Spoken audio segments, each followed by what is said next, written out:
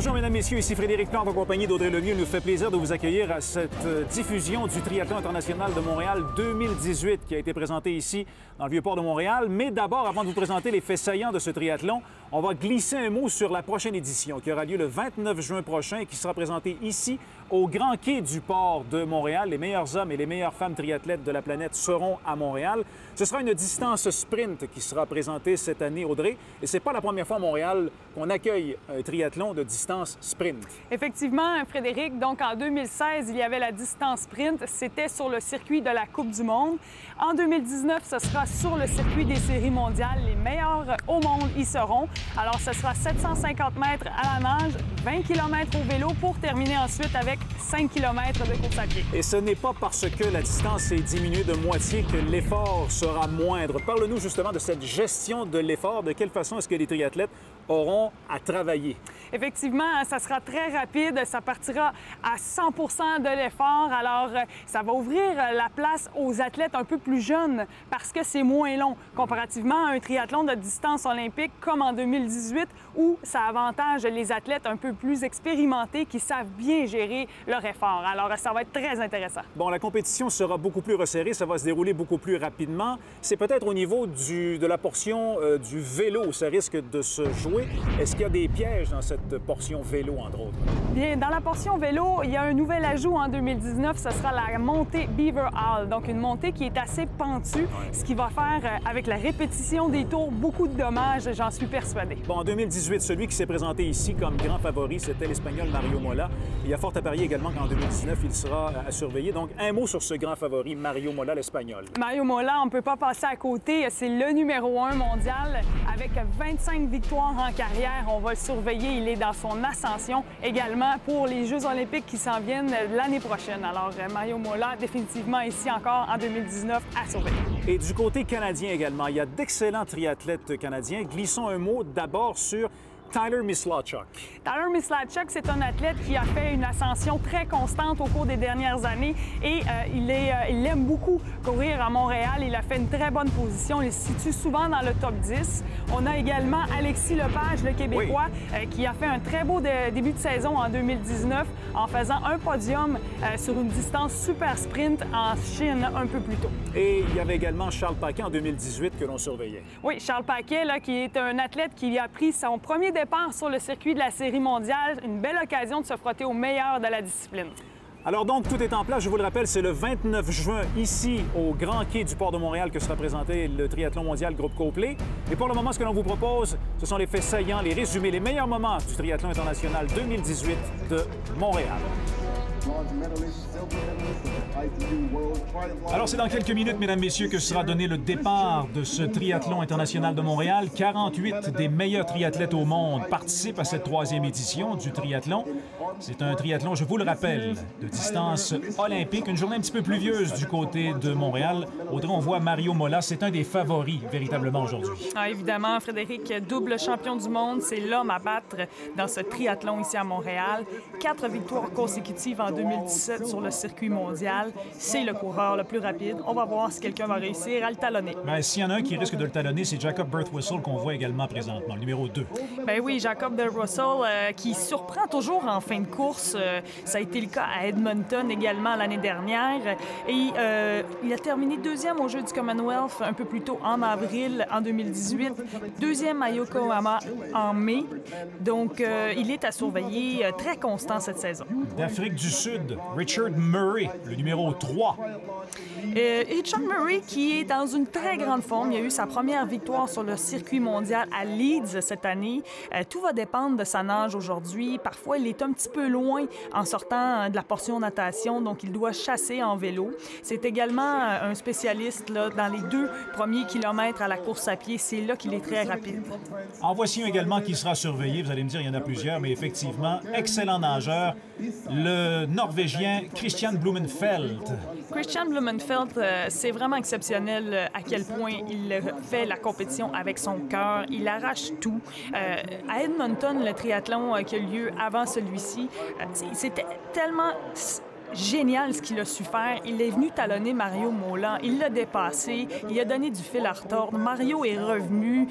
On va le voir encore une fois aujourd'hui, Christian Blumenfeld, là, et il va être agressif, j'en suis certaine. Bon, il y a un excellent contingent canadien également qu'on va surveiller. Celui-là, bien, il est déjà connu, Tyler Mislawchuk, un Canadien. C'est un athlète qui est très prometteur. Il est également dans une très grande forme. Il a une bonne nage. Il est terminé à la nage 3e à Hambourg, donc à la sortie de la nage. Il était 7e au classement de la Série mondiale avant Edmonton, le triathlon avant celui-ci à Montréal. Donc, il est présentement 11e. C'est un bon moment à ce triathlon-ci d'aller chercher des places au classement général de la Série mondiale pour Tyler. Le numéro 8 également d'Afrique du Sud, Henry Schumann, un des favoris aujourd'hui, Audrey.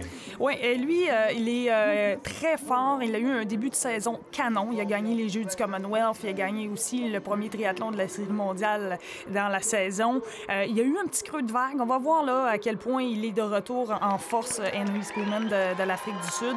C'est certain que c'est un très talentueux. Il va vouloir être sur le podium. On l'attend. Ça va être un candidat au podium. Oui, excellent nageur sera surveillé. Alors, Mola, donc, il est le grand favori aujourd'hui. La natation n'est pas nécessairement sa portion de prédilection dans un triathlon, mais quand même, il va tenter de limiter les dégâts aujourd'hui lors de ce triathlon olympique. On le rappelle, donc, les distances. Au niveau de la natation, c'est 1,5 km de natation. Par la suite, on va enchaîner avec 40 km de vélo. Et ça va se terminer, pour ceux qui ont encore de l'énergie, il va falloir, avec un 10 km de course à pied. Les meilleurs triathlètes de la planète sont donc à Montréal pour ce triathlon international 2018. Le départ va être donné dans quelques instants. On va également surveiller, il y a des Québécois qui sont là, Audrey. Effectivement, on a Alexis Lepage qui avait terminé 29e l'année dernière à Montréal. Il a eu une 13e place aux Jeux du Commonwealth un peu plus tôt. Et ici, son gros objectif, là, c'est au triathlon international de Montréal. C'est important pour lui de bien performer devant sa famille et ses amis. Alors, le départ va être donné dans quelques instants. Comme je vous le mentionnais, ce n'est pas une journée nécessairement ensoleillée. Conditions quand même idéales pour présenter cette compétition. Une belle foule également s'est massée là, tout le long du bassin pour assister au départ. À nouveau, on peut s'attendre à une très, très belle compétition. C'est un succès populaire, véritablement, ce triathlon. Ça attire de nombreux touristes et de nombreux amateurs qui se déplacent pour assister à cette compétition phare maintenant de Montréal. Alors, voilà le départ. Avec, on l'a vu là tout juste sur l'image la plus rapprochée, Mola.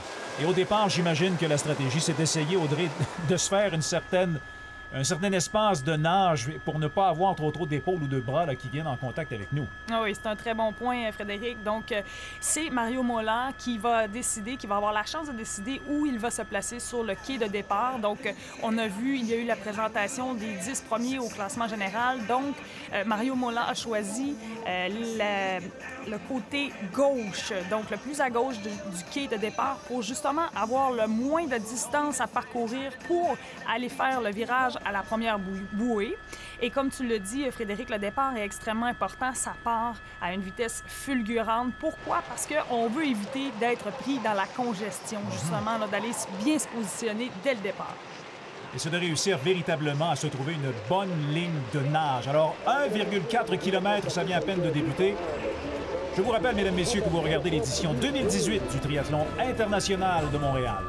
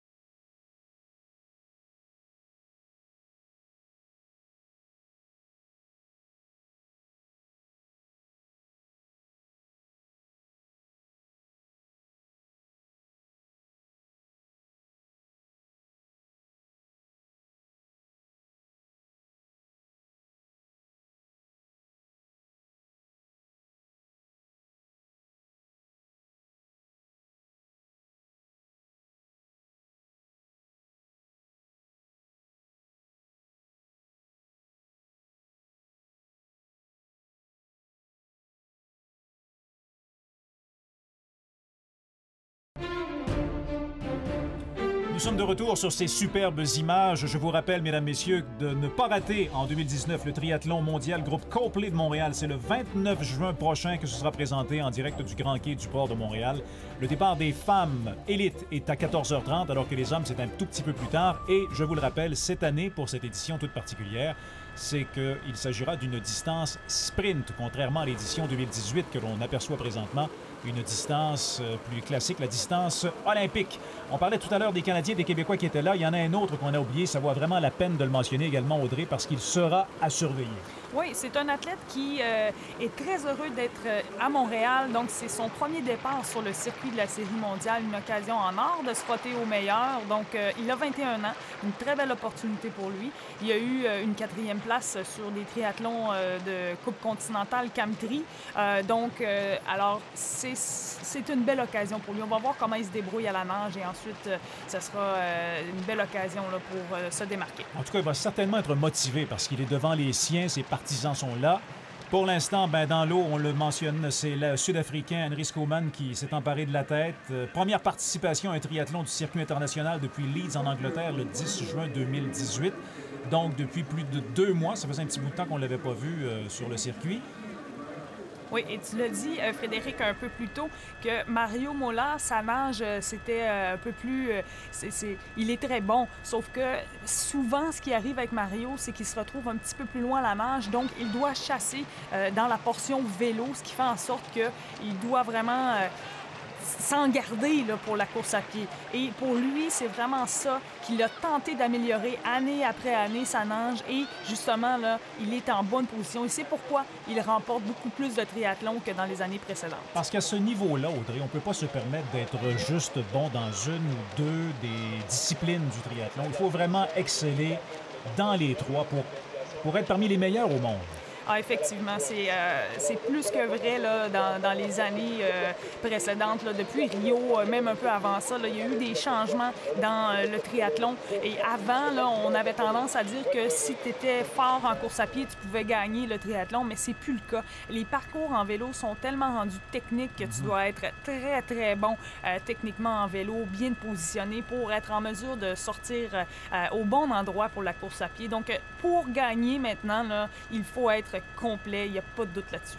Alors, c'est toujours Schoeman, donc, qui mène ce peloton de nageurs que l'on voit. Beaucoup d'efforts pour une priorité tout de même pas très, très grande. Schoeman, médaillé de bronze des Jeux olympiques de Rio en 2016, même s'il souffrait d'une infection des voies respiratoires, était devenu d'ailleurs le premier Africain à gagner une médaille olympique en triathlon.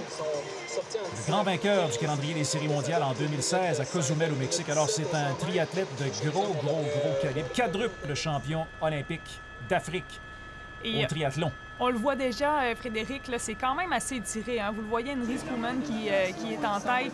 Et le dernier nageur, il y a environ un bon 20 secondes déjà, là, et on est dans les premiers mètres de la natation. Il faut faire attention, il va y avoir 2 boucles.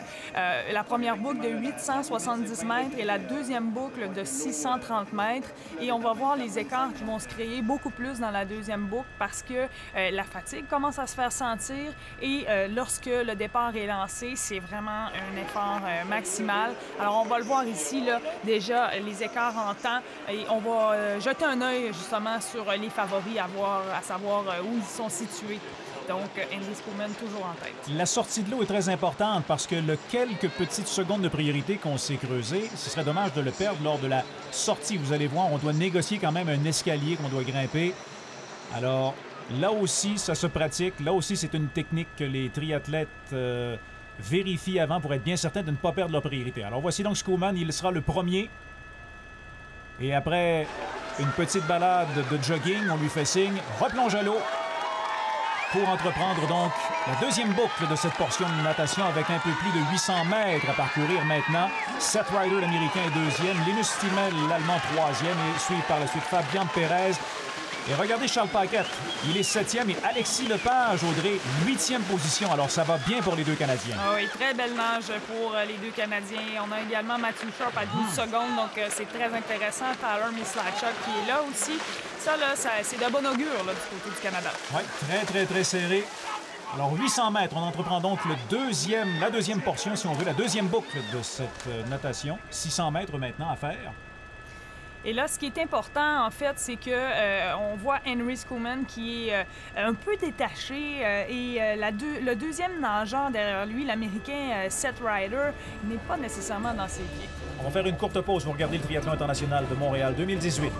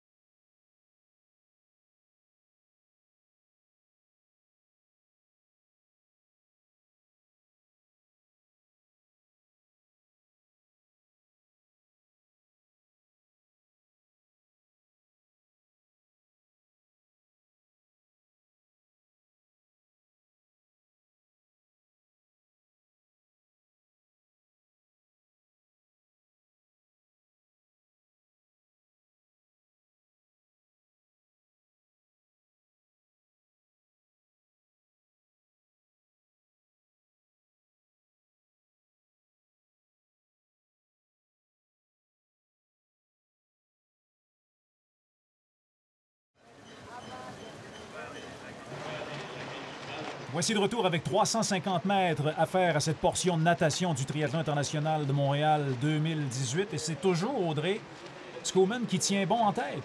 Oui, et comme je disais avant la pause, il y avait l'Américain Seth Ryder qui n'était pas tout à fait dans les pieds de Henry Schoeman. Il ne pouvait pas tout à fait profiter du sillonnement du nageur. Donc là, c'est fait. Ils sont deux. Ils ont une légère avance, mais ce ne sera pas suffisant là, pour vraiment avoir un impact sur la portion vélo. On le rappelle, 40 km à vélo, là, il faut avoir un bon écart à la nage pour réussir à partir en échappée. Et s'ils sont... c'est ça, il faut avoir un bon groupe, s'échanger la tête, là, mais en tout cas, présentement, avec, c'est ça, moins de 300 mètres à faire, là, peut-être qu'il va y avoir une possibilité là, de faire des dégâts. Et tu parlais là, du sillon au niveau de la natation. On parle beaucoup de l'aspiration. C'est important en vélo. Ça peut jouer aussi un petit rôle, mais moindrement important au niveau de la course à pied. Mais en natation aussi, c'est important. Si on réussit à prendre un bon sillage derrière le nageur de tête, on est capable d'économiser un peu son énergie. Ah, c'est extrêmement important et c'est ce que le deuxième nageur fait. Il y a deux façons de bénéficier du sillon, soit d'aller directement dans les pieds de l'athlète qui est en avant de nous, ou d'aller au niveau de ses hanches pour avoir l'effet de la vague, pour pouvoir être bien...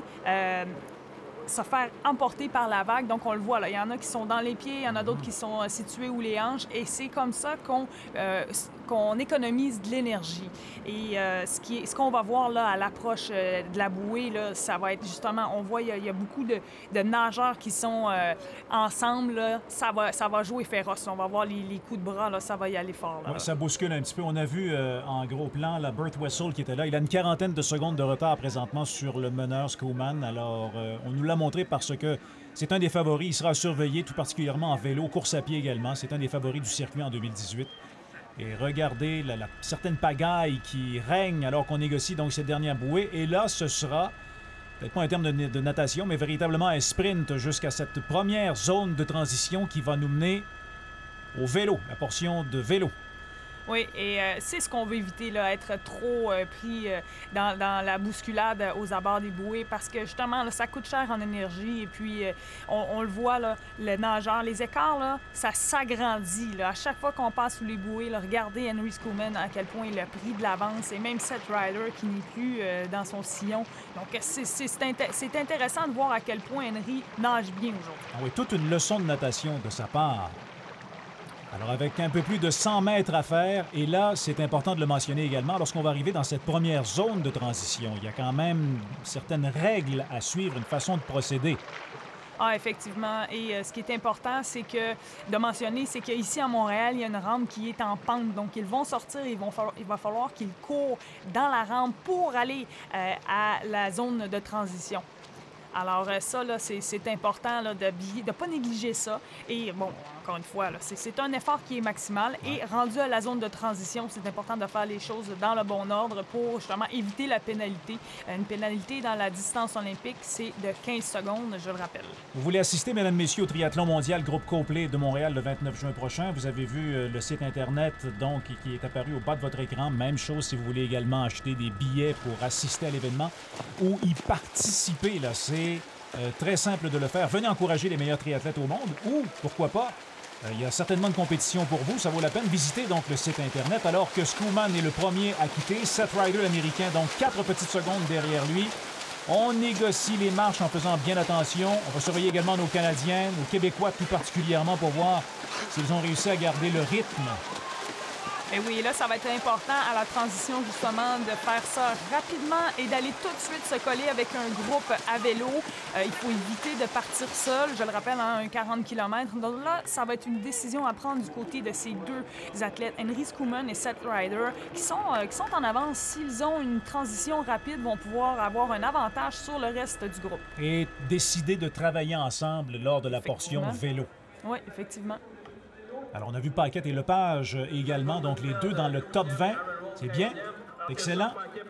Alors, vraiment, là, ça va promettre pour le vélo. Oui, bonne transition ici pour Schoolman et Ryder. Et on le rappelle, hein, on doit embarquer sur le vélo seulement après avoir franchi cette ligne blanche. Sinon, c'est une pénalité. Et le casque doit être bien attaché sur la tête également. Alors, Jacob Birtwistle, 35 secondes derrière Schoolman au départ. Alors que Mola, lui également, c'est le cas de le dire, part à la chasse. Le voici, Birtwistle. Alors, mesdames, messieurs, on va faire une courte pause. C'est loin d'être terminé. Cependant, on vous invite évidemment à demeurer avec nous. Je vous rappelle que vous regardez l'édition 2018 du Triathlon international de Montréal sur les ondes du Réseau des sports.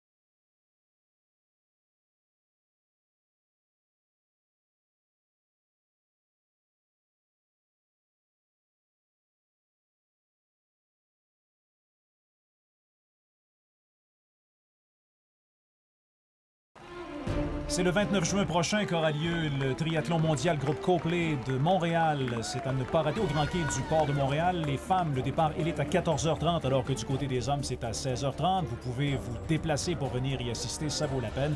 Vous voyez, le site est absolument merveilleux sur ces images du triathlon international 2018. Alors le vélo, donc, là, il s'en est passé des choses pendant la pause publicitaire. Audrey, ça vaudrait peut-être la peine d'expliquer un petit peu ce qui s'est passé, justement. Oui, bien donc là, on est avec 22 km à faire. Vous l'avez vu, 2 athlètes en échappée, le Danois Andreas Schilling et le coureur d'Israël, Shagiv Shakar.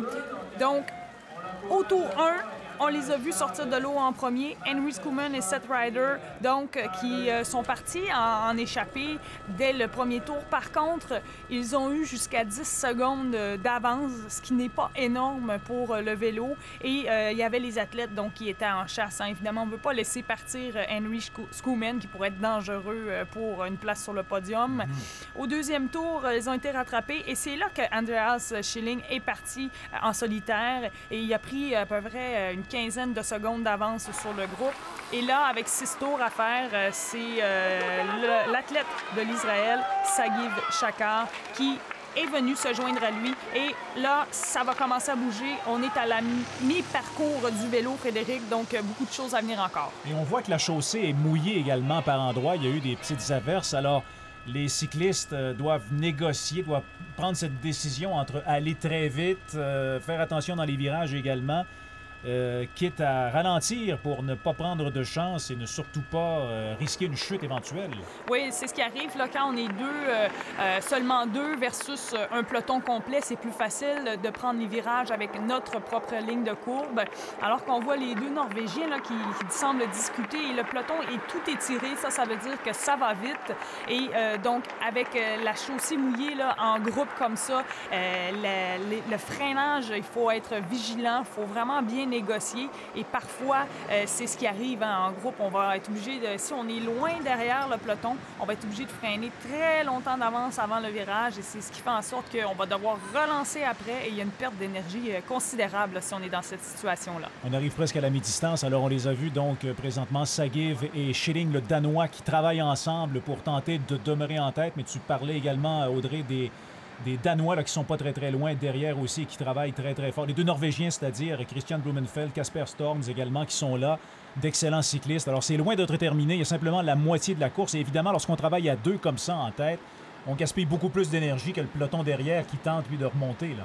Ah, évidemment, c'est certain. Il faut se commettre. Il faut dire, bon, je prends mes relais, on garde l'avance ou on se dit, bon, est-ce qu'on attend le groupe? Parce que, oui, c'est important d'avoir une certaine avance sur le vélo, mais il faut avoir une avance suffisante pour que ça vaille la peine après à la course à pied. Et en même temps, on ne veut pas que l'effort qu'on va mettre sur le vélo ait un impact sur la course à pied par la suite. Donc, c'est vraiment important là, de bien négocier ça. Et bon, on le voit, là, le peloton, hein, ça continue à chasser. Il y a même un athlète là, qui a une certaine avance là, et ça va vite. On va voir, là, il y a encore du mouvement hein, qui se produit. Oui, et dans le peloton que vous voyez de poursuite, mesdames, messieurs, bien là, les Canadiens sont là également. Vous voyez l'écart qui existe entre les meneurs, Schilling et Shagiv, et le peloton qui est à la chasse présentement, le groupe à la chasse. Donc, c'est 11 secondes. C'est pas beaucoup, vraiment pas. Ah non, c'est pas beaucoup. Hein? Et surtout qu'ils les ont dans leur point de mire. Alors, on voit, je crois que c'est un athlète norvégien là, qui est aux avant-postes avec une avance. Il va aller faire la jonction. Je crois que ça va se faire là, imminemment. Donc, ça va être intéressant de voir quel sera le nouveau scénario là, de course à ce moment-ci. Oui, effectivement. Quelques montées également sur ce parcours. Oui, alors on a dans ce parcours la montée Saint-Jean-Baptiste, une des plus vieilles rues à Montréal. Donc, c'est une montée qui se fait quand même relativement bien, mais c'est plusieurs tours. Hein, donc, ça s'accumule et ça crée de la fatigue. Évidemment, c'est à ne pas négliger là, dans ce parcours-là. Et oui, là, on le voit, les Norvégiens, ça commence à bouger pas mal. Là, ça se rapproche de plus en plus. Oui. Alors donc, est-ce qu'ils vont réussir à les rejoindre? Je pense que oui. Et on l'a vu tout à l'heure, donc les Norvégiens se regardaient encore une fois. Oui. Alors, ils le savent très bien et on les reconnaît. C'est Christian Blumenfeld et Kasper Storms qui, voilà, se joignent donc à nos 2 leaders. Est-ce qu'ils vont carrément les dépasser ou si on va travailler à 4? Oui, et là, ce qui est impressionnant, là, c'est de voir que les Norvégiens travaillent tellement bien ensemble et je crois que ça va commencer à se donner des relais. Voilà, on fait le signe et là, c'est Blumenfeld qui prend la tête. Je crois que ça va vouloir travailler ensemble parce qu'on veut être avec un Christian Blumenfeld là, quand on est en échappée comme ça. Oui, un cheval sur sa selle, littéralement, Blumenfeld. Il est extrêmement puissant. Alors, c'est lui qui décide là, de dicter le rythme.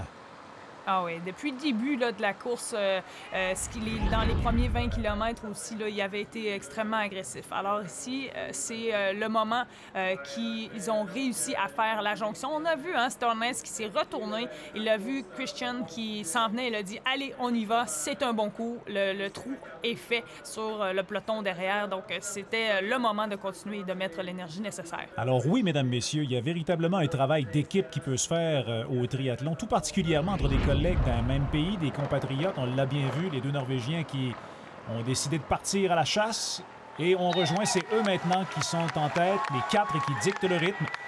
Vraiment un parcours spectaculaire qui permet à tous les amateurs qui se sont déplacés dans le Vieux-Port de Montréal de bien voir les cyclistes, de les voir également à la course à pied et même à la natation. C'est idéal. C'est un événement phare qui se déroule maintenant à Montréal. Ça vaut la peine de le vivre sur place. C'est assez exceptionnel.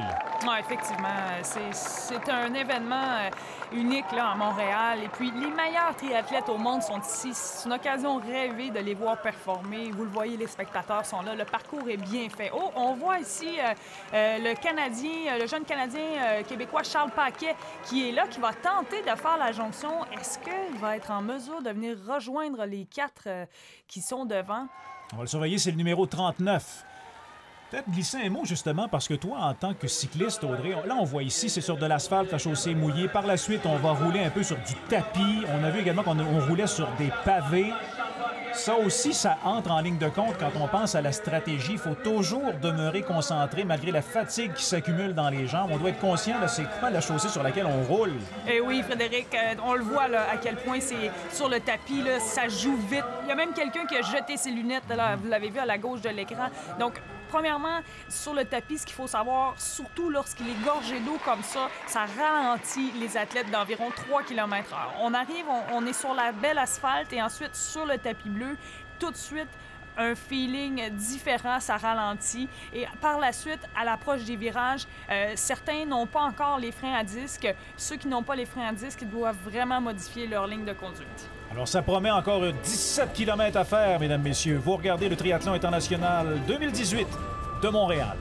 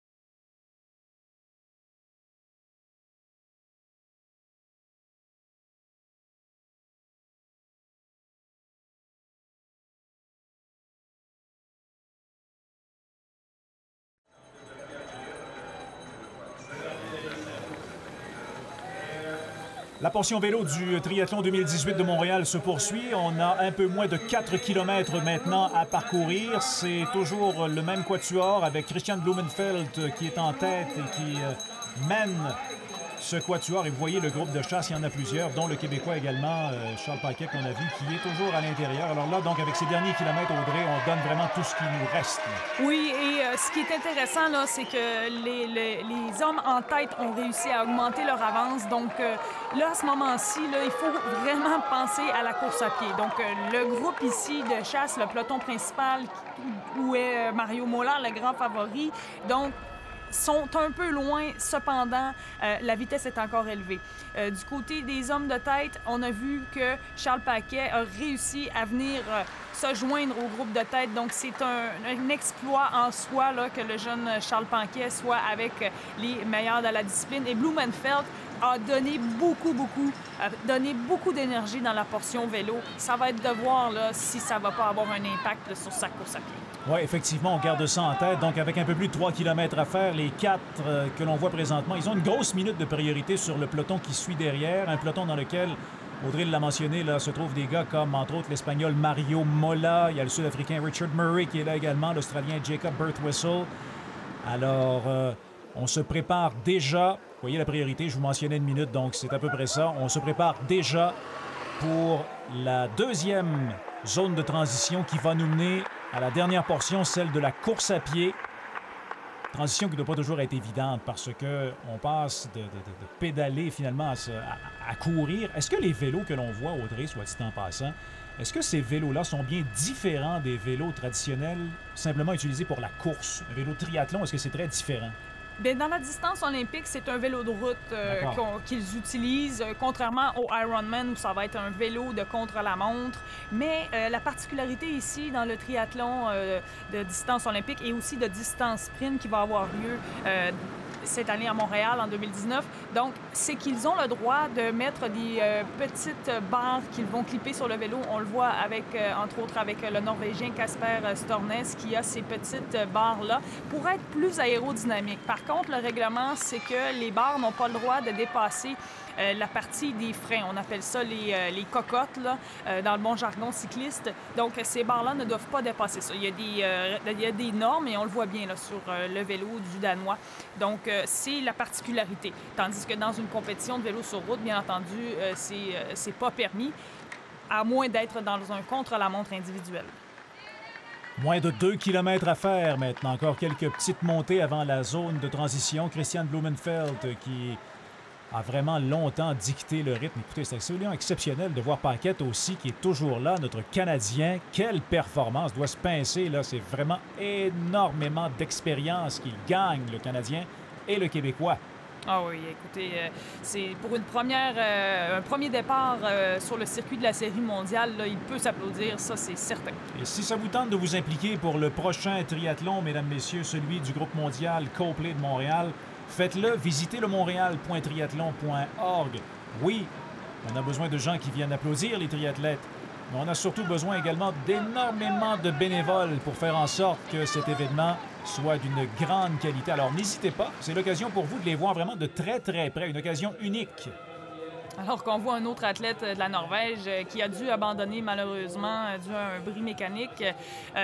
Il sait là, que ses deux coéquipiers sont en très bonne position présentement. Il y a un esprit d'équipe exceptionnel au sein de l'équipe de la Norvège et ils s'entraînent très, très fort, ces athlètes-là. Et on le voit avec Blumenfeld qui performe. Non seulement Blumenfeld performe, mais Kasper Stornen et celui qu'on a vu, Gustav Iden, là, sont également de très bons athlètes. Et là, Blumenfeld, quand même, avec la priorité qu'il va avoir par rapport au reste du peloton, je pense à Mola.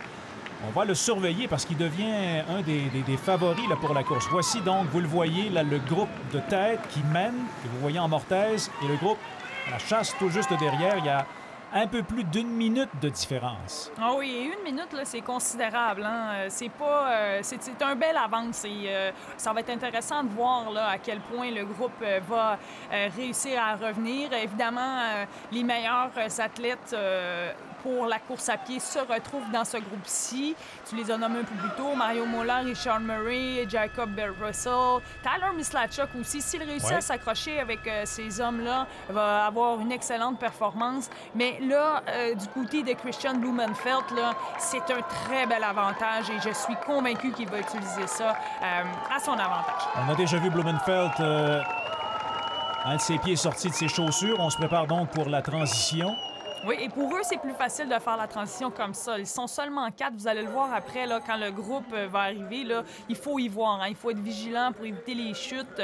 C'est ça, il faut enlever les souliers. Et là, il y a vraiment des choses à respecter dans la transition. Il va falloir que le vélo soit sur le rack du vélo, enlever le casque, le mettre dans le bac, débarquer du vélo avant cette ligne blanche, très important, et par la suite mettre les chaussures et partir. Donc, les transitions sont très importantes. Alors, on va vérifier, on va regarder justement si ça se passe bien. On surveille Charles Paquette, là, le 4e. Il est le premier, donc, à arriver au lieu de rangement de son vélo. Ouais. Alors ici, Andreas Schilling, là, son vélo est par terre. Il va devoir le remettre. Très important, il perd beaucoup de temps ici. Ah, c'est dommage. Alors, ça promet pour la course à pied, mesdames, messieurs. On va s'arrêter. Vous regardez le Triathlon international de Montréal 2018 sur les ondes du Réseau des sports.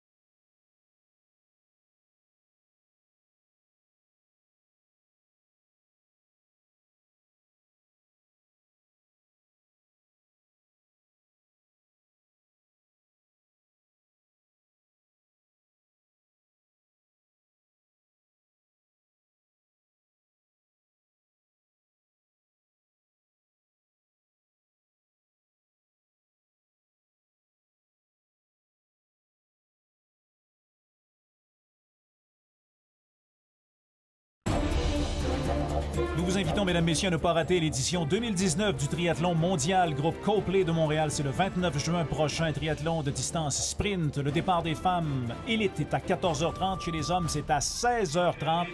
Déplacez-vous, ça vaut la peine. Procurez-vous vos billets pour venir voir les meilleurs triathlètes hommes et femmes au monde. Alors voilà, donc la portion course est bel et bien entamée. Voici le groupe de chasse qui va partir et qui va tenter de rejoindre, entre autres, celui mené là, par Christian Blumenfeld qui a un rythme d'enfer en tête. Regardez, il est en train de se creuser un écart. Oh oui, il le sait, lui, il doit absolument utiliser l'avance qu'il avait au vélo et la maintenir pendant la course à pied. Donc, c'était ça, là, sa stratégie. Et présentement, ça fonctionne très bien.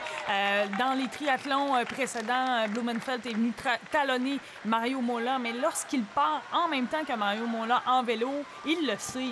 Il ne peut pas rivaliser contre un Mario Mola. Donc là, il est parti à 1 minute d'avance, un petit peu plus qu'1 minute d'avance à la course à pied. Donc, c'est une différente stratégie qu'il utilise, mais on l'a dit, hein, il a travaillé très fort à la portion vélo, donc ça va être à surveiller. Là. Charles Paquet, lui, est 4e à 9 secondes de retard sur Blumenfeld. Et simplement, regardez Blumenfeld, vous le voyez que morphologiquement, il a beaucoup moins la morphologie, justement, le corps d'un coureur que comparativement à Christian Mola, qui est beaucoup plus élancé.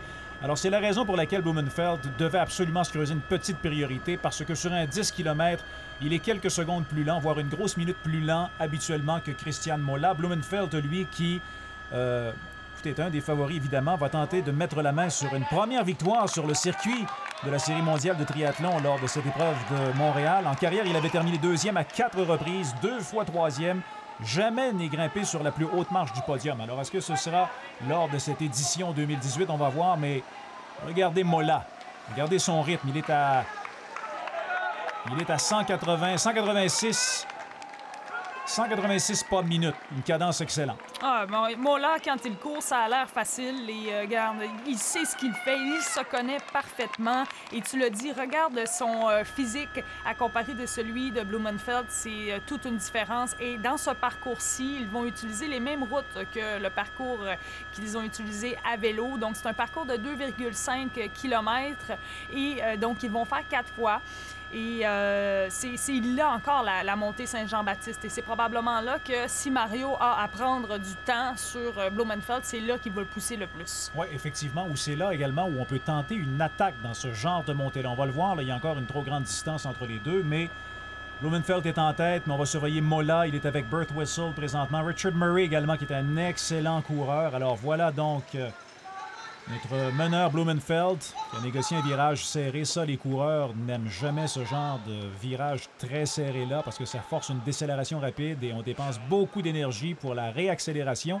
L'avantage, cependant, c'est que ça permet au meneur de voir où sont ses poursuivants. Ah, effectivement, on peut tout simplement jeter un coup d'œil dans son angle mort et voir si les concurrents sont prêts ou non.